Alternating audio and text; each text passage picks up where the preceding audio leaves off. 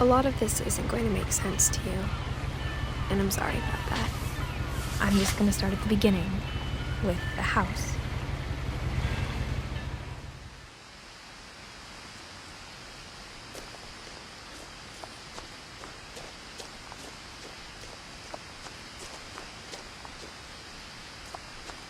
I lived here until I was 11, but I wasn't allowed inside half the rooms.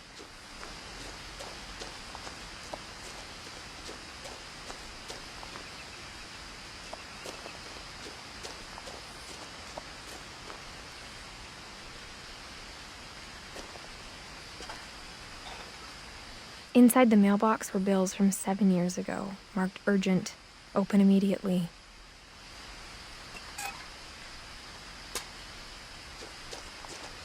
I hadn't been back since my brother Lewis's funeral.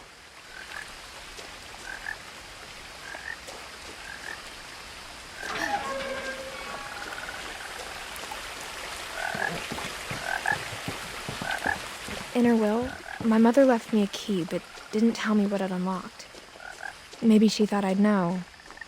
Or she thought that the mystery would be enough to bring me back.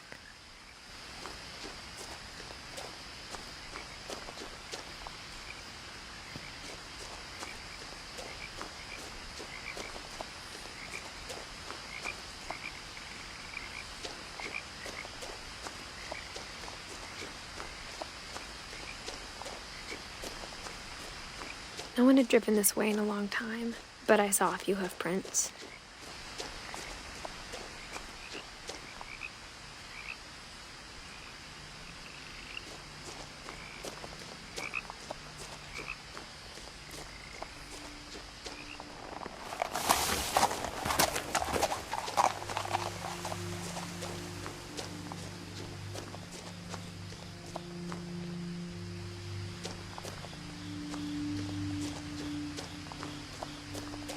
The truth is, even after I inherited the house, I never thought I'd come back to it. But now I had questions about my family that only the house knew the answers to.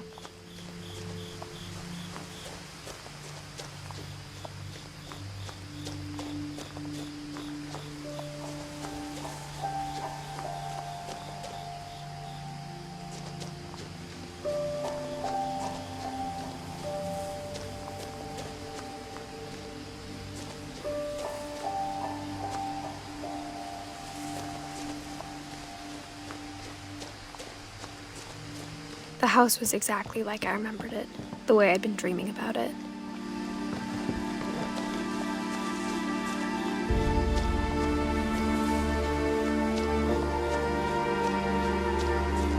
I asked Edie once about the dragon in the pond. She said it had killed her husband. I was 6. It seemed like an odd joke to me even then.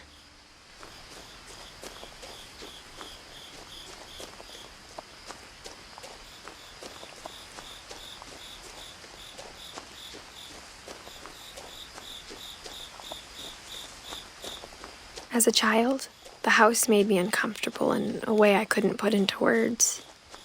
Now, as a 17-year-old, I knew exactly what those words were. I was afraid of the house.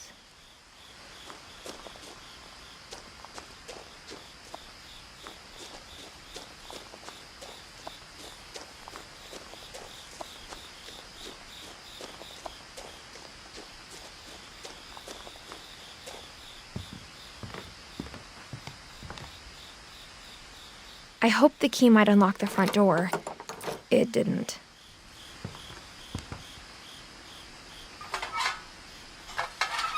Looking in, I felt like the house itself had been waiting for me.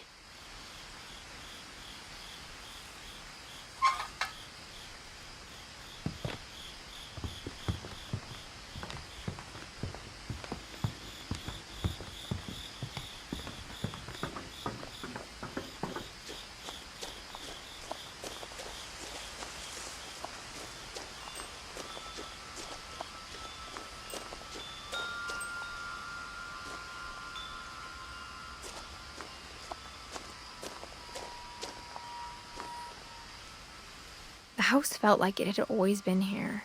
Even the swing set was older than my mother.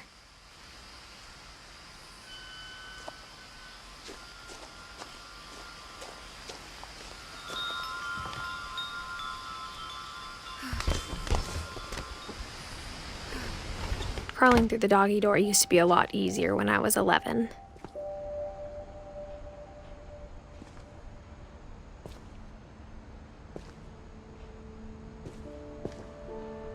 The power had been turned off the night we left.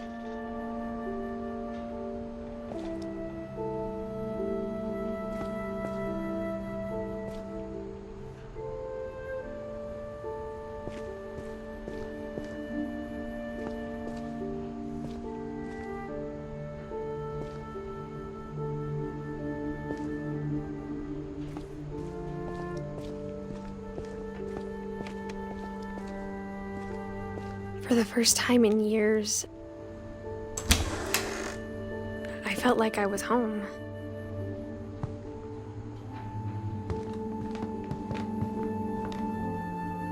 But instead of a family, there were just memories of one. Like how after Louis started working at the cannery, we all got sick of eating salmon, except our cat, Molly.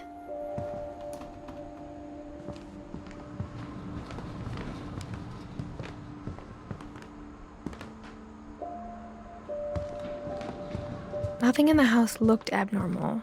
There was just too much of it, like a smile with too many teeth.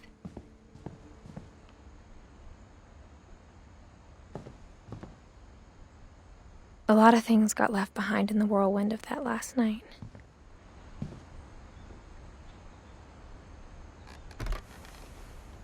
Edie told me once that every Finch who ever lived is buried somewhere in the library.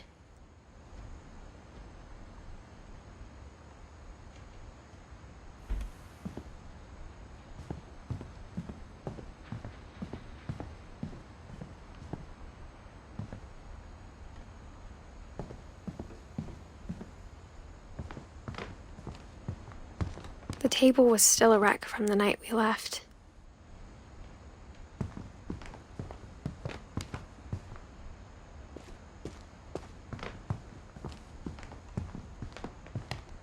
My mom was the only one of us. It was like a bomb had gone off, killing everyone but sparing the furniture.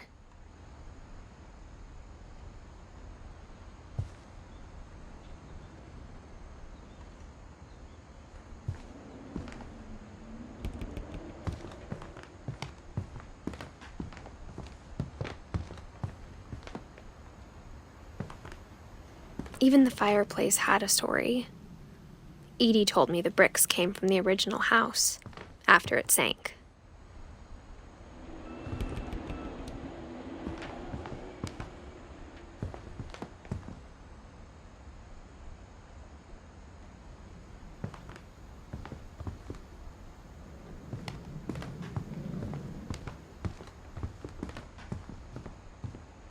Mom always told me to stay out of the basement, so I wasn't too surprised when the key didn't fit.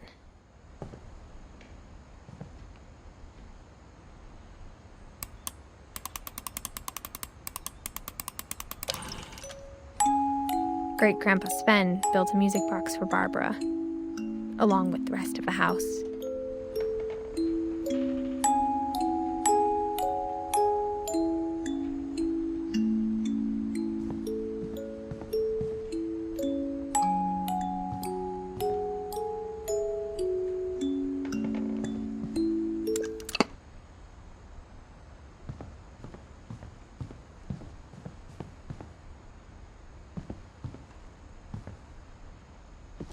After Milton disappeared, Mom sealed up all the bedrooms. Then Edie retaliated and drilled peepholes.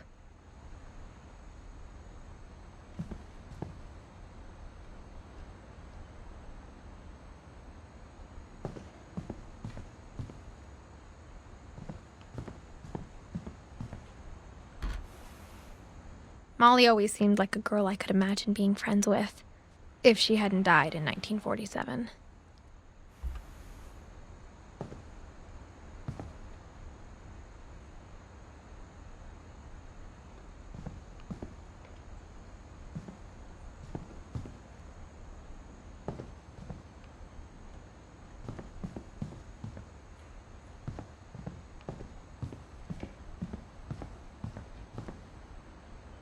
Whenever people ask me about my family, the first thing they always want to know about is Barbara.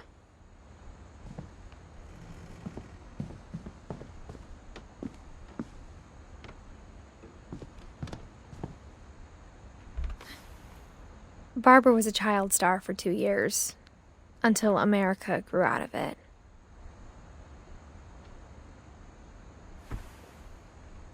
Edie's father, Odin, built the original house.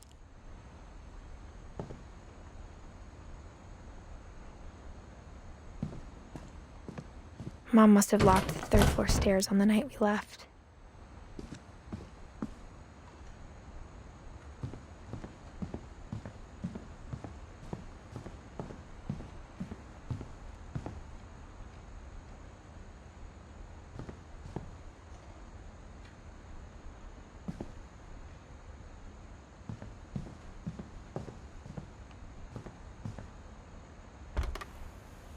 As a kid, I just assumed every house had peepholes and sealed rooms you weren't allowed inside of.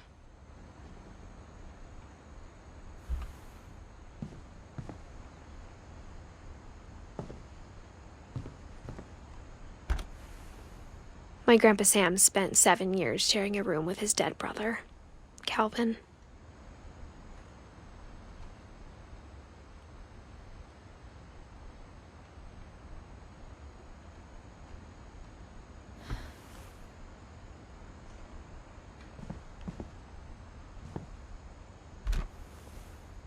The last time I was in Edith Sr.'s room, I was 10 and she was painting my portrait.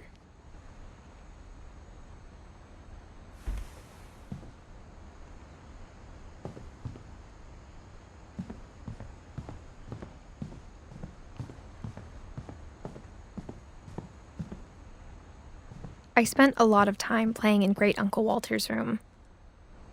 I think my mom sometimes regretted not sealing it up.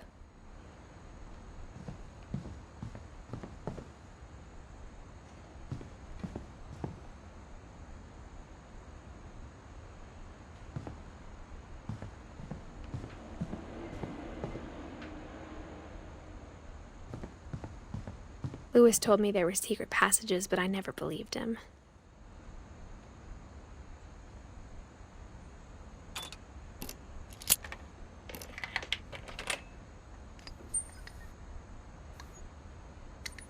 Turns out, my mom was really good at keeping secrets.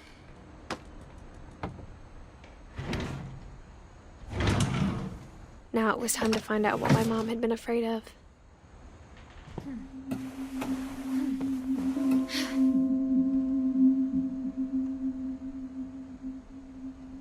Reading this, maybe it sounds like I had a plan, but I had no idea what was behind that door.